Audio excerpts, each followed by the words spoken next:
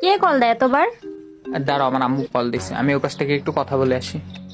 Hello, হ্যাঁ, আমার একটা ইমার্জেন্সি শাড়ি লাগবে। কিন্তু আমার কাছে তো এখন টাকা পয়সা কিচ্ছু নাই। আমার বেলা তো টাকা থাকে না, আমি কিছু জানি না। আমার শাড়ি লাগবে মানে লাগবে। আচ্ছা ঠিক আছে, আমি দেখতেছি। ওকে। আচ্ছা শোনো, তুমি বসো, আমি আসতেছি। কিন্তু তুমি কই যাচ্ছ? আরে আমি আসতেছি, বসো, বেশিক্ষণ সময় লাগবে না। চলে আইছি, দেখো এটা কেমন হইছে। আরে তুমি এটা কি আনছো? তুমি খুলে দেখো কি। কি হলো? এ তো শাড়ি।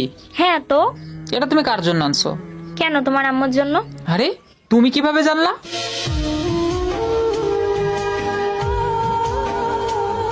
ও আচ্ছা আচ্ছা, শোনো, জিনিসটা সুন্দর হয়েছে তো।